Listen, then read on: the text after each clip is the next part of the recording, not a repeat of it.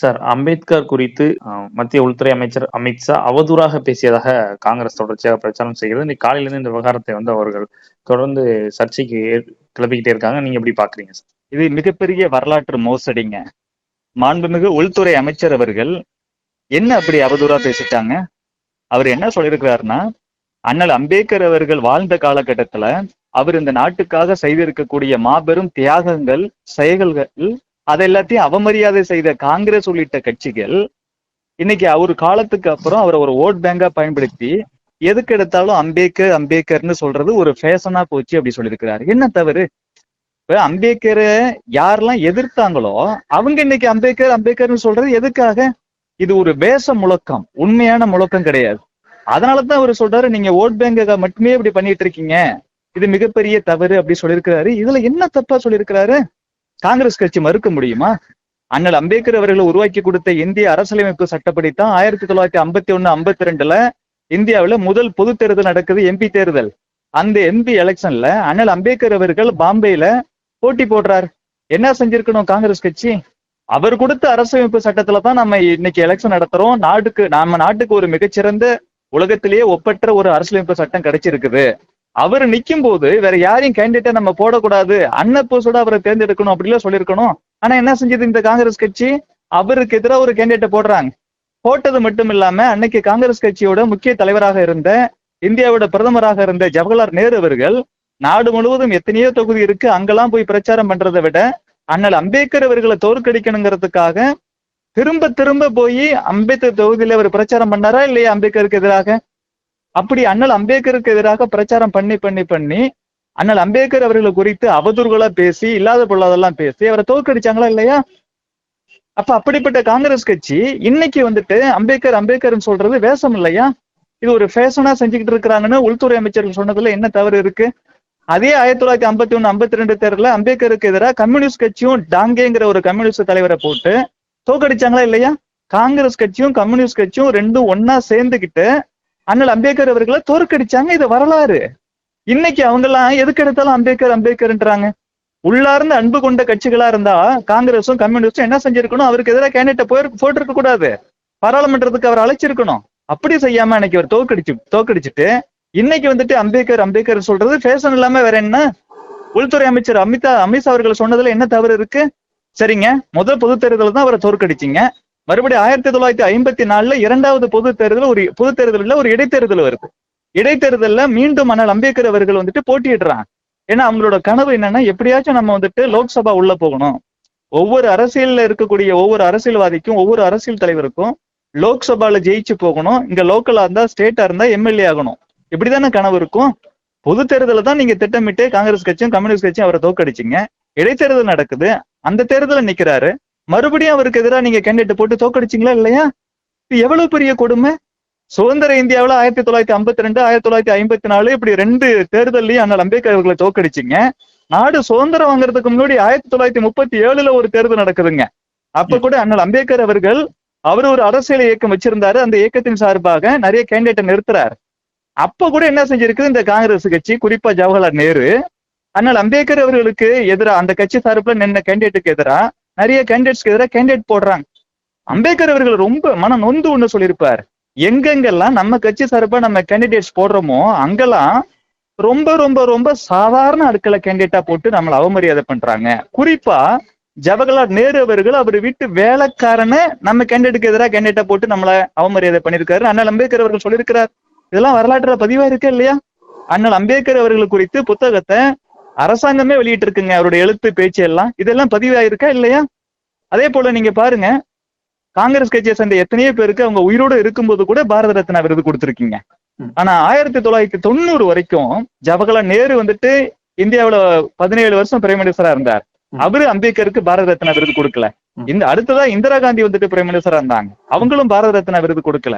ராஜீவ் காந்தி பிரதமரா இருந்தார், அவரும் பாரத ரத்னா விருது கொடுக்கல. ஆனா பிபி சிங் மத்தியில ஆட்சியில இருக்கும் பொழுது யாரோட ஆதரவோட ஆட்சியில இருந்தாரு? பாரதிய ஜனதா கட்சியோட ஆதரவோட ஆட்சியில இருக்கும் பொழுது பாரத ஜனதா கட்சியின் வாஜ்பாய், அத்வானி உள்ளிட்ட மாபெரும் தலைவர்கள் எல்லோரும் சேர்ந்து வலியுறுத்தி அப்பதான் சார் இங்க பாரத ரத்னா விருதே கொடுக்கப்பட்டது.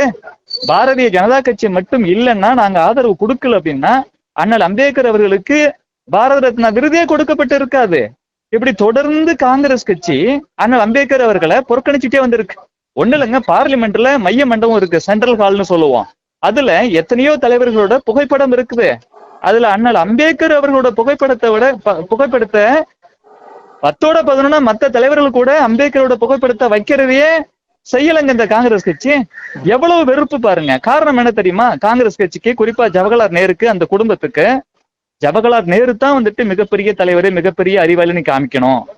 வேற யாரும் அதுக்கு ஈக்குவலா வந்துடக்கூடாது, குறிப்பா அம்பேத்கர் வந்துடக்கூடாதுன்னு சொல்லி திட்டமிட்டே இவங்க வேலை பார்த்திருக்காங்க. இன்னைக்கு பார்லிமெண்ட்னு சொல்றோமே, நாடு சுதந்திரம் அடையறதுக்கு முன்னாடி கான்ஸ்டிடியூயன்ட் அசம்பிளி ஆஃப் இந்தியான்னு இருந்துச்சுங்க. அதுல நாடு முழுவதும் தேர்ந்தெடுக்கப்பட்ட உறுப்பினர்கள் உள்ள போனாங்க. அண்ணல் அம்பேத்கர் அவர்கள் மனம் நன்கு சொல்லியிருக்கிறாரு, இந்த கான்ஸ்டிடியூயன்ட் அசம்பிளி ஆஃப் இந்தியால பட்டியல் சமுதாயத்தை சார்ந்த யாரும் வந்துடக்கூடாது, குறிப்பா நான் வந்துடக்கூடாதுன்னு காங்கிரஸ் கட்சி கங்கணம் கட்டிக்கிட்டு வேலை பார்த்துச்சுன்னு சொல்லி அண்ணல் அம்பேத்கர் அவர்களை பதிவு பண்ணியிருக்கிறாரு இல்லையா? ஏன் அம்பேத்கர் மேல உங்களுக்கு இவ்வளவு வெறுப்பு? ஒண்ணு இல்லைங்க, இந்தியாவோட சட்ட அமைச்சரா இருந்தார். காந்திஜியோட பரிந்துரையின் பேரு தான் இந்தியாவோட சட்ட அமைச்சரா ஆனார் அண்ணல் அம்பேத்கர் அவர்கள். அப்ப அண்ணல் அம்பேத்கர் அவர்கள்ட்ட நேரு சொல்லியிருக்கிறார், இப்போதைக்கு உங்களை சட்ட அமைச்சரா போறேன், அப்புறமா இன்னும் முக்கியத்துவம் உள்ள ஒரு அமைச்சரா போறேன், அந்த துறைக்கு அமைச்சரா போறேன்னு சொல்லியிருக்கிறாங்க. ஏற்கனவே பிளானிங் அண்ட் டெவலப்மெண்ட்ல எல்லாம் ரொம்ப எக்ஸ்பீரியன்ஸ் உள்ளவர். வாட்டர் ரிசோர்ஸ் டிபார்ட்மெண்ட்ல அண்ணல் அம்பேத்கர் அவர்கள் ஒப்பற்ற அறிவு கொண்டவர். அவர் மிகப்பெரிய பொருளாதார மேதை. அந்த மாதிரி துறையெல்லாம் கொடுக்கணும். சட்ட அமைச்சரா போடும்போது இவருக்கு விருப்பம் இல்ல, நேருக்கு விருப்பம் இல்ல, ஆனா காந்தி சொன்னாருன்னு சொல்லி போடுறாரு. ஆனா ஒரு ப்ராமிஸ் பண்ணாருங்க, கண்டிப்பா ஃபியூச்சர்ல உங்களுக்கு இன்னும் நீங்க பெட்டரா பர்ஃபார்ம் பண்ணக்கூடிய வாய்ப்பு கொடுக்கக்கூடிய துறை போடுறேன்னு சொன்னார். போடலையே. அண்ணல் அம்பேத்கர் அவர்கள் ரொம்ப மனம் நொந்து சொல்லியிருப்பாரு, நான் ஒரு லா மினிஸ்டர், இந்த நாட்டுக்கு சட்டத்தெல்லாம் உருவாக்கி கொடுத்தாலு, எத்தனையோ முக்கியமான கமிட்டி சென்ட்ரல் கவர்மெண்ட் போடும் பொழுது, பார்லிமெண்ட்ல போடும்போது முக்கியமான கமிட்டி எதுலையுமே ஜவஹர்லால் நேரும் காங்கிரஸ் கட்சி என்ன சேர்க்கவே இல்லைன்னு சொல்லி ரொம்ப ஃபீல் பண்ணி சொல்லியிருக்கிறாரா இல்லையா? அவ்வளவு பெரிய அறிவாளி, இந்தியாவோட பிரைம் மினிஸ்டரா வந்திருக்கிறதுக்கே தகுதி உள்ளவர். அவரை நீங்க எந்த கமிட்டிலையும் போடலன்னா உங்களுக்கு எவ்வளவு வெஞ்சன்ஸ் அவர் மேல.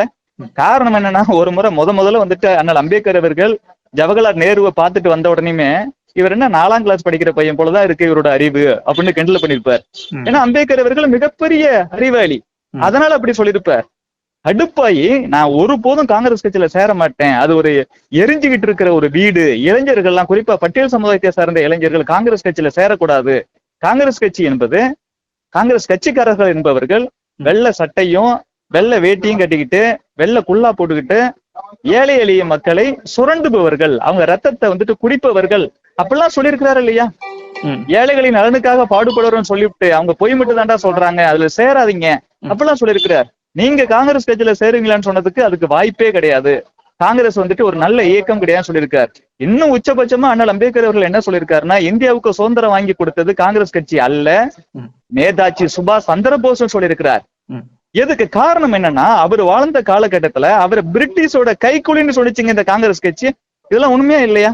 இப்படி அவர் இருக்கும்போது இல்லாத பொல்லாதெல்லாம் அவரை பத்தி சொல்லி அவர் அவமரியாதை செய்யுது. அவருக்கு கொடுக்கக்கூடிய உரிய அங்கீகாரம் எதையுமே கொடுக்காம, தேர்தலில் தோக்கடிச்சுட்டு பாரத ரத்னா விருது கொடுக்காம, பார்லிமெண்ட் சென்ட்ரல் ஹால்ல அவர் படத்தை வைக்காம, எதுவுமே அவருக்கு செய்யாம, ஈவன் பட்டியல் சமுதாய மக்களுக்கும் அவர் எதுவுமே செய்யல. இன்னும் குறிப்பா சொல்லியிருக்கிறார், காங்கிரஸ் கட்சி நேரு வெறும் முஸ்லீம் மட்டும் முஸ்லீமோட நலனுக்காக மட்டும்தான் உழைக்குதே ஒழிய பட்டியல் சமுதாய மக்கள், பிற்படுத்தப்பட்ட சமுதாய மக்கள் இப்படி யாருக்கும் அவங்க எதுவுமே செய்யல அப்படின்னு ஃபீல் பண்ணி சொல்லியிருக்கிறாரு. அவர் உயிரோடு இருக்கும்போது அவர் சொன்ன எதையுமே செய்யாம ஆர்டிகல் 370 இந்தியன் கான்ஸ்டிடியூஷன்ல சேர்க்க கூடாதுன்னு அம்பேத்கர் சொன்னாரா இல்லையா? அவர் மிகப்பெரிய தேசிய தலைவர். அதையும் மீறி சேர்த்தது யாரு சார்? நேரு தானே சேர்த்தாரு. அவரோட விருப்பம் எதையுமே செய்யல. இந்த நாட்டோட பொது மொழியா சமஸ்கிருதம் இருக்கணும், இல்லைன்னா இந்தி இருக்கணும்னார். மாநிலத்தோட மொழி கூட மாநிலத்துல ஆட்சி மொழியா இருக்கக்கூடாது, அப்பதான் இந்த நாட்டோட ஒற்றுமைக்கு நல்லதுனாரு. ஒரு ஸ்ட்ராங் சென்ட்ரல் கவர்மெண்ட் வேணும்னாரு. இப்படி அவர் சொன்ன எதை செஞ்சது காங்கிரஸ் கட்சி? இந்த கம்யூனிஸ்ட் கட்சி. நான் கம்யூனிஸ்ட்களின்னு பரம்பரை எதிரினார் அண்ணல் அம்பேத்கர் அவர்கள். ஏன்னா அவங்க வன்முறைவாதிகள் அப்படிலாம் சொன்னாங்க. அப்படி அண்ணல் அம்பேத்கர் அவர்கள் உயிரோடு இருக்கிற வரை யாரெல்லாம் எதிர்த்தாரோ இந்த காங்கிரஸ் கட்சியும் கம்யூனிஸ்ட் கட்சியும் அவ்வளவு தீவிரமா எதிர்த்தாரு. அந்த காங்கிரஸ் கட்சியும் கம்யூனிஸ்ட் கட்சியும் இன்னைக்கு அம்பேத்கர் சொல்றது எலெக்ஷனுக்காக செய்யற ஒரு விஷயம் இல்லாம வேற என்ன? இதுதானே சுட்டி காட்டினார் உள்துறை அமைச்சர் அவர்கள். அதே போல அண்ணல் அம்பேத்கர் அவர்கள் மிகப்பெரிய தேசிய தலைவர். இங்க ஈவே ராமசாமி அவர்கள் எப்படி முஸ்லிம்களுக்கு நீங்க பாகிஸ்தான் ஒரு நாடு கொடுத்தீங்களோ அதே மாதிரி எங்களுக்கு திராவிடஸ்தான் ஒரு நாடு கொடுங்கன்னு கேட்டார். அண்ணல் அம்பேத்கர் ஒருபோதும் என்டார்ஸ் பண்ணவே இல்லையே, அதை ஏத்துக்கவே இல்லையே. இந்த நாடு ஒரே நாடு அப்படிங்கிறதுல உறுதியா இருந்தார். இன்னும் நீங்க முஸ்லிம்களை வந்துட்டு நீங்க ஒரே நாடா வச்சுக்கலாம்னு ஆசைப்படுறீங்க, ஆனா அவங்க விரும்ப மாட்டேங்கிறாங்க. பிரிச்சு விட்டுரு, அதுதான் இந்துக்களுக்கு நல்லது, இந்தியாவுக்கு நல்லது.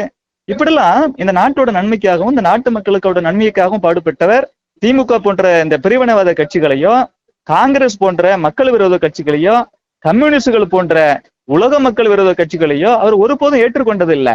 ஆனா இன்னைக்கு இந்த காங்கிரஸ், கம்யூனிஸ்ட், திமுக, விடுதலை சிறுத்தைகள் உள்ளிட்ட கட்சிகள் எல்லாம் சும்மா எதுக்கு எடுத்தாலும் அம்பேத்கர் அம்பேத்கர்னு சொல்றது, சும்மா உதட்டளவுல சொல்றது, உள்ளத்துல இருந்து சொல்றது இல்ல. உள்ளத்துல இருந்து சொல்றது மாதிரி இருந்தா அவங்களுக்கான உரிய அங்கீகாரத்தை கொடுத்திருக்கணும். ஆனா நரேந்திர மோடி எப்படி, பாரதிய ஜனதா கட்சி எப்படி, லண்டன்ல அண்ணல் அம்பேத்கர் அவர்கள் தங்கி பிடிச்ச இடத்துல நாம பிஜேபி கவர்மெண்ட் தான் சார் அதை காசு கொடுத்து வாங்கினுச்சு, கோடிக்கணக்கில் செலவு பண்ணி அந்த இடத்த வாங்கி ஒரு மெமோரியலா மாத்திருக்கிறோம். நான் டெல்லியில இருக்கக்கூடிய அண்ணல் அம்பேத்கர் அவர்களோட அந்த மெமோரியலுக்கு போயிருக்கிறேன். எவ்வளவு ஹைலி மாடர்னைஸ்டு மெமோரியல். அங்க வேலை பார்க்கிற ஒரு எம்ப்ளாயி சொன்னார், நரேந்திர மோடி அவர்கள் வந்த பிறகு இதை எவ்வளவு சூப்பரா பண்ணி வச்சிருக்காரு. நம்ம வாஜ்பாய் அவர்கள் ஆட்சியில இருக்கும் பொழுதே அதற்கான திட்டத்தை வந்துட்டு வகுத்துட்டாங்க, இப்படிதான் செய்ய போறோம்னு சொல்லி. ஆனா அடுத்தது 10 வருஷம் காங்கிரஸ் கட்சி ஆட்சிக்கு வந்துச்சு, அவங்க ஒண்ணுமே கண்டுக்காம விட்டுட்டாங்க. மறுபடியும் நரேந்திர மோடி வந்த பிறகு தான் கோடிக்கணக்கான ரூபாய் செலவு பண்ணி இந்த மாதிரி ஒரு சிறப்பான ஒரு மெமோரியலை கொண்டு வந்தோம். அதே போல டெல்லியில அண்ணல் அம்பேத்கர் இன்டர்நேஷனல் சென்டர் ஒண்ணு ஆரம்பிச்சிருக்கிறோம். அதுல அண்ணல் அம்பேத்கர் அவர்கள் மத்த இடத்துல பார்த்தா நின்னுகிட்டு கையை நீட்டிட்டு இருப்பாரு. ஆனா அங்க கால் மேல கால் போட்டு உட்கார மாதிரி ஒரு மிகச்சிறந்த, ஆகச்சிறந்த, ஒப்பற்ற அண்ணல் அம்பேத்கர் அவருடைய சிலையை வந்துட்டு நிறுவி இருக்கிறார். அண்ணல் அம்பேத்கர் அவர்கள் சம்பந்தப்பட்ட 5 முக்கியமான இடங்கள், அவர் வாழ்ந்த இடங்கள், அவரு தீட்சை பெற்ற இடம், அவரு மரணித்த இடம், அவரு பிறந்த இடம், இப்படி எல்லா இடத்தையும் கனெக்ட் பண்ணி ஒரு 5 முக்கியமான இடத்த வந்துட்டு புண்ணிய பூமின்னு மாத்தி வச்சிருக்காரு நரேந்திர மோடி. இதெல்லாம் செஞ்சது நரேந்திர மோடி, பாஜக மட்டும்தான் அண்ணல் அம்பேத்கர் அவர்களை உரிமை கொண்டாட தகுதி கொண்ட ஒரே இயக்கம். மற்ற கட்சிகள்லாம் அண்ணல் அம்பேத்கர் அவர்களை அவமரியாதை செய்த கட்சிகள். இன்னைக்கு எலெக்ஷனுக்காக, ஓட்டுக்காக பட்டியல் சமுதாய மக்களை ஏமாத்தலாம் நினைச்சுக்கிட்டு எதுக்கு எடுத்தாலும் அம்பேத்கர் அம்பேத்கருங்கிறாங்க. இன்னும் சொல்ல போனா காங்கிரஸ் கட்சி இதே இந்திரா காந்தி தானுங்க அண்ணல் அம்பேத்கர் அவர்களுடைய சட்டத்தை சிதைச்சு எமர்ஜென்சியை கொண்டு வந்தாங்க. அப்படிப்பட்ட கட்சி இன்னைக்கு வந்துட்டு அண்ணல் அம்பேத்கர் அம்பேத்கர்னு சொல்றது இது மோசமான செயல். இது ஒருபோதும் ஏத்துக்க முடியாது. நமது உள்துறை அமைச்சர்கள் சொன்னது மிகச் சரியான விஷயம்தான். அண்ணல் அம்பேத்கர் அவர்களே வாக்கு வங்கி அரசியலை மட்டும்தான் பயன்படுத்துறாங்க. இதை ஒருபோதும் இந்திய குடிமக்கள் அனுமதிக்க மாட்டாங்கன்னு பேசியிருக்காரு. அது சரி. I agree with honourable minister Amit Shah ji.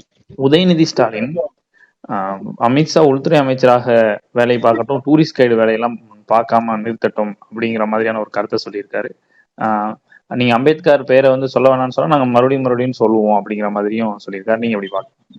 யாரு வந்துட்டு அம்பேத்கர் பேரை சொல்ல வேணாம்னு சொல்றதுக்கு ஒரு தகுதி இருக்கணும். எங்க அப்பாவை ஒருத்தன் கொலை செஞ்சுட்டு இன்னைக்கு எங்க அப்பாவை புகழ்ந்து பேசினானா, டே நீ தாண்டா எங்க அப்பாவை கொலை பண்ணணும்னு சொல்ல வேண்டிய கட்டாயம் மகனுக்கு இருக்கு. அந்த உரிமை இருக்கு, அந்த பொறுப்பு இருக்கு. இந்த நாட்டுல இருக்கக்கூடிய அத்தனை பேரும் அண்ணல் அம்பேத்கர் அவரோட பிள்ளைகள். அண்ணல் அம்பேத்கர் அவர்களை யாரெல்லாம் வந்துட்டு அவமரியாதை பண்ணாங்களோ அவங்கள நீங்க வந்துட்டு அம்பேத்கர் பேரை பயன்படுத்த தகுதி இல்லடான்னு சொல்லக்கூடிய பொறுப்பு எங்களுக்கு இருக்கு. இந்த உதயநிதி, மு.க. ஸ்டாலின், கனிமொழி, இப்படிப்பட்ட இந்த திமுக ஆட்கள் எதுக்கு எடுத்தாலும் பெரியார் தான் சொல்லுவாங்களுடைய, அவங்க என்னைக்காச்சும் அம்பேத்கர் சொல்லியிருக்கிறாங்களா? Once in a blue moon ஊருகா மாதிரி லைட்டா தொட்டுப்பாங்க. எதுக்கு எடுத்தாலும் பெரியார்னு சொன்ன பிரிவினைவாத சிந்தனம் கொண்ட இந்த திமுக, இந்த உதயநிதி, இந்த கனிமொழி, இந்த ஸ்டாலின் இன்னைக்கு வந்துட்டு அம்பேத்கர் பேரை சொல்லக்கூடாதுன்னு சொன்னா நாங்க திரும்ப சொல்லணும்னா இப்பயாவது சொல்லுங்க சார். நீங்க உங்க வரலாறு பிரிவினைவாத வரலாறு, நீங்க தேசிய ஒற்றுமைக்கு எதிரான ஆட்கள். ஆனா அண்ணல் அம்பேத்கர் அவர்கள் தேசிய சிந்தனையாளர், தேசிய தலைவர். அவரு பேரை நீங்க எப்படி பிரிவினைவாத சித்தாந்தம் கொண்ட நீங்க எப்படி சொல்ல முடியும்? திராவிடியன் ஸ்டாக் தான் சார் நீங்க சொல்றீங்க. இந்தியன் ஸ்டாக்னு சொல்லிருக்கீங்களா? நீங்க இந்திய ஒற்றுமையை பத்தி நீங்க பேசுறீங்களா? பேச மாட்டீங்களே. நீங்க எதுக்கிட்டாலும் வடநாடு, தென்னாடு, ஆரியன், திராவிடம் இப்படி பிரிவினை பேசக்கூடிய ஆட்கள். நீங்க எப்படி அண்ணல் அம்பேத்கர் அவர்கள் பேரை சொல்லுவீங்க? அதனாலதான் இது வரைக்கும் நீங்க சொல்லாம இருந்தீங்க.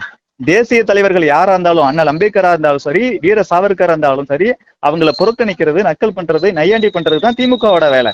அதனாலதான் இது வரைக்கும் வெறும் பெரியார்னு சொல்லிக்கிட்டு இருந்த திமுக அம்பேத்கர் பேரை வந்துட்டு உதாசீனப்படுத்திக்கிட்டே இருந்துச்சு, கண்டுகொள்ளாம இருந்துச்சு. இன்னைக்கு திடீர்னு ஏதோ காங்கிரஸ் கட்சியெல்லாம் வந்துட்டு வேஷம் போடுது. அந்த வேஷத்துல இவங்களும் சேர்ந்து பண்றாங்களொழிய மற்றபடி இவங்களுக்கு அம்பேத்கர் மேல அன்போ மரியாதை எதுவும் கிடையாது. அப்புறம் உதயநிதி வந்துட்டு கொஞ்சம் வார்த்தையை அளந்து பேசணும். யாரை பார்த்து டூரிஸ்ட் கைடு சொல்றீங்க? ஒப்பற்ற வாழும் அரசியல் சாணக்கியர்னா அது அமித்ஷா அவர்கள். அவரு டூரிஸ்ட் கைடு அவங்களுக்கு. அப்ப நீங்க துணை நடிகர் தானே. படத்துல இந்த படத்துலயாவது நீங்க முக்கியமான சந்தானம் போலவோ இல்ல வடிவேலு போலவோ முக்கியமான திரைப்பட நடிகர்கள் இல்லாம நடிச்சிருக்கீங்களா? அவங்கள வச்சுதானே 1-2 படம் உங்களுக்கு ஓடி இருக்கு. துணை நடிகர் உதயநிதிக்கு நாவடக்கம் தேவை. நன்றி சார். நன்றி.